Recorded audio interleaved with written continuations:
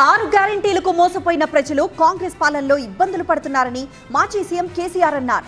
Corona మహమ్మారి సమయంలోనూ BRS ప్రభుత్వం రైతు బంధిస్తే ఇప్పుడు కాంగ్రెస్ ప్రభుత్వం రుణమాఫీ, రైతు బంధు సక్రమంగా ఇవ్వడం లేదని, మళ్లీ బీఆర్ఎస్ అధికారంలోకి రావడం ఖాయమన్న కేసీఆర్ వ్యాఖ్యలకు సీఎం రేవంత్ రెడ్డి కౌంటర్ ఇచ్చారు. కేసీఆర్ ఫామ్ హౌస్ లో బీఆర్ఎస్ నేతలతో మాట్లాడడం కాదని, అసెంబ్లీకి వస్తే అన్ని లెక్కలు చెబుతామన్నారు సీఎం రేవంత్ రెడ్డి. కైలాసవాడలో పెద్ద పామింగ్ ఆలోచన లేకుండా ఎటుపడితే అటు ఎవడో చెప్తే నమ్మి ఓటేస్తే ఏమైంది అనేది ఒక మంచి గుణపాఠం ఇది తెలంగాణ. రైతు బంధు పైసలు పడితే ఎంత సంతోషం ఉంటుండే. ఆయన పోయి నేను దండగా ఇప్పుడు వాడు ఇక్కడ పోయాడో భగవంతుడు కదా ఇచ్చినప్పుడు మోసం ఏదో మళ్ళీ ఎలక్షన్ కోసం దానికోసం చేస్తారు తప్ప కర్మేండ ప్రేమ ఇచ్చేది ఇచ్చే ఉంటుందా? మనం ఉన్నప్పుడు కరోనా వచ్చింది. కరోనా వస్తే రైతు బంధు ఆపలేదు. వ్యవసాయం అయితే జరగాలి కదా, తప్పదని చెప్పి ఈవెన్ కరోనా ఉంటే కూడా రైతు బంధు ఆపలేదు. 70,000 కోట్లతోని 2014 జూన్ 2 నాడు మనం రాష్ట్రాన్ని వారికి అప్పజెప్తే 16,000 కోట్ల రూపాయల మిగులు బడ్జెట్ తోని ధనిక రాష్ట్రంగా వారికి అప్పజెప్తే 10 ఏళ్లు తిరిగే లోపల 7 లక్షల కోట్ల రూపాయల అప్పులు చేసి ధనిక రాష్ట్రాన్ని దివాలా రాష్ట్రంగా చేసి చివరికి రైతు బంధు పథకాన్ని కూడా ఇవ్వకుండా ఎన్నికలను అడ్డం పెట్టుకొని పారిపోతే నేను ముఖ్యమంత్రిగా బాధ్యత చేపట్టిన ఎంబడే ఆయన గారు ఎగ్గొట్టిన రైతు భరోసా పథకంలో 7,625 కోట్ల రూపాయలు 3 నెలల్లోనే 72 లక్షల రైతుల ఖాతాలో వేసి ఎగ్గొట్టి పారిపోయిన ఆయన కాదు. ఇప్పుడు బాధ్యత తీసుకున్న మీ సోదరుడు మీ రైతు భరోసా పథకాన్ని అమలు చేస్తా అని ముఖ్యమంత్రిగా అధికారం చేపట్టిన 3 నెలల్లోనే రైతు భరోసా పథకం రైతు ఖాతాలో వేసిన. సరే, నేను గంభీరంగా మౌనంగా చూస్తున్నా. నేను కొడితే వట్టి కొట్టు నాకు అలవాట్లేదు కదా. ఇంకా వాళ్ళ పొంద తెలివికి నిన్న వారి పార్టీ మంది పెట్టాలి, అదేందో పోలింగ్ పెట్టిన వాడు చూసిరా మీరు? ఆ పోలింగ్ పెడితే 70% మనకు వచ్చింది, 30% మనకు. వాడు పెట్టింది మనం పెట్టింది కాదు. 75 ఈ పరిస్థితి. ఆయన కొడతానంట, బలంగా కొడతాడంట.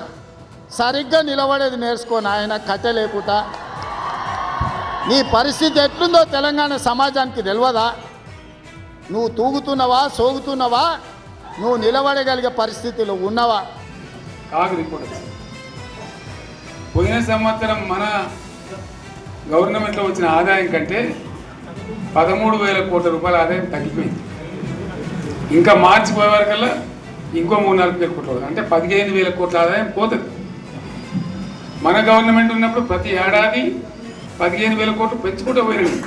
అంత జాగ్రత్తగా మనం వ్యవహారం చేస్తాం. ఇలా ఉల్టా 15,000 కోట్లు పడిపోయింది.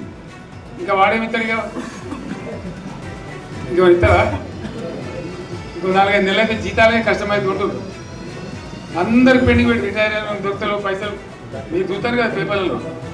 సో ఆ విధంగా రాష్ట్ర ఆర్థిక పరిస్థితిని కూడా దివాళా తీయించారు. ఇవాళతోనేం కాదు, 100కు 100% ఇప్పటికే ప్రజలు నిర్ణయానికి వచ్చిండ్రు. డెఫినెట్గా రాబోయే గవర్నమెంట్ మనదే అని అనుమానం కూడా అవసరం లేదు. మనం అప్పుల్లో లేవు, మనం ధనిక రాష్ట్రం. మన దగ్గర సంచుల కొద్దీ గుమ్మీల కొద్దీ రూపాయలు ఉన్నాయని అబద్ధాలు చెప్పిండు. వచ్చి చూస్తే గుమ్మీలు ఖాళీలు ఉన్నాయి. గుమ్మి కింద పందికొక్కులాగా కేసీఆర్ కుటుంబం మొత్తం తిని కూసున్నది. అయినా అధైర్యపడకుండా 15,000 బదులు ఆనాడు నువ్వు ఇచ్చిన 10,000 ఎగ్గొట్టిన 10,000 కాకుండా ఇవాళ 12,000 రూపాయల సంవత్సరానికి రైతులకు ఇవ్వాలని రైతు భరోసా కార్యక్రమాన్ని జనవరి 26 తారీఖు నాడు ప్రారంభించుకున్నాం. మార్చి 31 లోపల ప్రతి ఎకరాకు వ్యవసాయ యోగ్యమైన భూమికి ఎకరాకు 6,000 చొప్పున మీ ఖాతాలో వేసే పూచి నాది అని నేను ఈ వేదిక మీద నుంచి చెప్పదలుచుకున్నా. ఆయన అంటుండు ఎగ్గొడతారని. నేను నీలాక మాట చెప్పి ఎగ్గొట్టేటోని కాదు. దళితులకు 3 ఎకరాలని ఎగ్గొట్టినావు, దళిత ముఖ్యమంత్రి అని ఎగ్గొట్టినావు, డబల్ బెడ్రూమ్ ఇండ్లు అని ఎగ్గొట్టినావు.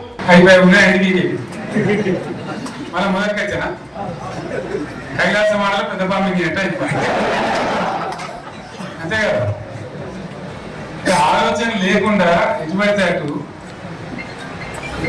ఎవడో ఏదో చెప్తే నమ్మి ఓటేస్తే ఏమైంది అనేది ఒక మంచి గుణపాఠం ఇది తెలంగాణ. గ్యారంటీ మంచిగా సంసారం జరుగుతుంది. దాన్ని తొవ్వకచ్చినాం, రైతులు ఇంత ముఖం తెలివైతుంది, బాకీలు ఎక్కుంటుంది, ఎంతోమంది పాపం సిక్కిలు వేసుకుంటారు, ఏదో వేసుకుంటారు. అంత ఒక నిర్ణయం తీసుకొని రైతాంగాన్ని నిలబెట్టాలని కాపాడుకోవాలని చెప్పి నాలుగైదు మంచి స్కీములు తెచ్చి వాళ్ళని కాపాడుకుంటున్నారు. గౌరవంగా బతికింది రైతులు. బీమా వచ్చినాడు, రైతు బీమా పడితే ఎంతమందికి సాయం జరిగింది? గుంట భూముల్లో కూడా మంచిగా సాయం జరిగింది, చిన్న రైతు కూడా సాయం జరిగింది. ఇవాళ రైతు రుణమాఫీ చేయలేదంటున్నాడు. నేను సూటిగా సవాలు విసురుతున్న చంద్రశేఖరరావు గారికి వేదిక మీద నుంచి, ఫామ్ హౌస్లో ఉండి వచ్చిన వాళ్ళకి జోలి చెప్పుడు కాదు, అసెంబ్లీకి రా, లెక్కలు చెప్తా. ఏ ఊర్లో, ఏ తండాలో, ఏ గూడెంలో, ఏ రైతుకి ఎంత రుణమాఫీ చేసినో 25,50,000 మంది రైతుల వివరాలు శాసనసభలో పెడతా. 21,000 కోట్ల రూపాయలు ఎవరి ఖాతాలో వేసినో నేను లెక్క చెప్తా. నీకు చిత్తశుద్ధి, నీకు నిజాయితీ ఉంటే రా, వచ్చే అసెంబ్లీలో నువ్వు మాట్లాడు, అడుగు.